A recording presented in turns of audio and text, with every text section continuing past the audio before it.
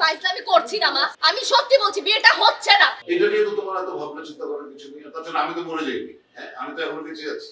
দর্শকের কাছে পারিবারিক গল্প সবসময় আলাদা আবেগ তৈরি করে। সেই আবেগকে কেন্দ্র করে পরিচালক সম্রাট জাহাঙ্গীর নির্মাণ করেছেন তার প্রথম ধারাবাহিক নাটক মায়ার বাঁধন। এটি হবে একেবারে প্রথাগত ফ্যামিলি ড্রামা, যেখানে আত্মীয়তার টান পূরণ, সম্পর্কের টান আর ভালোবাসার মায়া সবই উঠে আসবে। নাটকে বিয়ে করছি, নাটকের নাম হচ্ছে মায়ার বাঁধন। অনেক বছর পর আসলে সিরিয়াল করছি। সিরিয়াল নামই হচ্ছে মায়ার বাঁধন, আর আমি মায়া ক্যারেক্টারটা প্লে করছি। তো গল্পটা খুবই সুন্দর, পারিবারিক একটা গল্প। আমার গল্পটা পড়েই খুব ভালো লেগেছে। আর যেহেতু অনেক বছর সিরিয়াল করি না, তো ভাবলাম এই গল্পটা আসলে চুজ করা যায়। আর যেহেতু লিড ক্যারেক্টার, একটা ক্যারেক্টার আসলে অনেক দিন থাকা যায়, তো কয়েক মাস একসাথে। সো এটার একটা মজা আছে আলাদা, একটা ক্যারেক্টারে আসলে বেঁচে থাকা, অনেক দিন শুটিং, প্রত্যেক মাসে শুটিং। সো আমার মনে হয় এইভাবে আসলে একটা মানে অ্যাক্টিং শেখার অনেক ব্যাপার থাকে, একটা ক্যারেক্টারকে আসলে কত দিন ধরে টেনে নেওয়ার একটা ব্যাপার থাকে। তানিয়া বৃষ্টি ছাড়াও এই নাটকে দেখা যাবে জনপ্রিয় অভিনেতা মীর রাব্বি, স্নেহা, রানা এবং অভিজ্ঞ অভিনেতা বর্দা মিঠুকে, যিনি এই নাটকে বাবা চরিত্রে অভিনয় করছেন। এই নাটকে আমার ক্যারেক্টারের নাম হচ্ছে দীপু। দীপু একটা কর্পোরেট জব করে। সে একটু উচ্চাভিলাষী, সে তার ক্যারিয়ার নিয়ে চিন্তা করে, তার ফিউচার নিয়ে চিন্তা করে, এরকম একটা ক্যারেক্টার। আমাকে তো সবসময় একটা চরিত্রেই পায়, বাবার চরিত্রে পাচ্ছে। দুই পরিবারের একটু স্যাটায়ার কমেডি।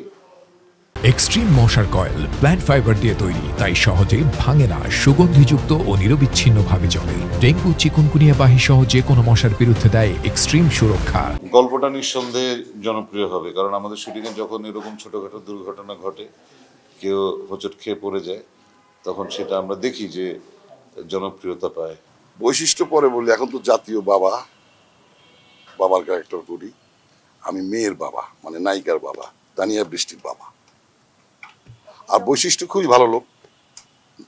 আমাকে তো ম্যাক্সিমাম লোক নেগেটিভ হিসেবে নেয়, নেগেটিভ চরিত্র। এখানে নেগেটিভ কোনো চরিত্র না, খুবই সফট মায়াময় একটা বাবা। পরিচালক সম্রাট জাহাঙ্গীরের এটি প্রথম ধারাবাহিক নাটক। তিনি বিশ্বাস করেন পারিবারিক গল্পই দর্শকের সঙ্গে সবচেয়ে সহজে যোগাযোগ তৈরি করতে পারে। তো গল্পটা একটা ফ্যামিলি ড্রামা, মোটামুটি একটি ভালো গল্প আর কি, যেটা বলে সবাই যে একটু পরিবার নিয়ে সবাই মিলে মিশে বাংলা নাটকের ঐতিহ্য যেরকম ছিল ঠিক ওইভাবে এটাও দেখার মতো আর কি নাটক। আর্টিস্ট এখানে মীর রাব্বি ভাই আছে, তানিয়া বৃষ্টি আছে, সাবিরি আলম আছে, ফারজানা খান সাথী আছে, বর্দা মিঠুদা আছে, আব্দুল্লাহ রানা ভাই আছে, অনেকেই আছে। তো আলহামদুলিল্লাহ, আশা করি সবার ভালো লাগবে। মায়ার বাঁধন শুধু একটি ধারাবাহিক নয়, বরং পারিবারিক বন্ধন আর ভালোবাসার গল্পকে নতুনভাবে ফিরিয়ে আনছে ছোট পর্দায়। জাকির আহমেদ, কালের কণ্ঠ।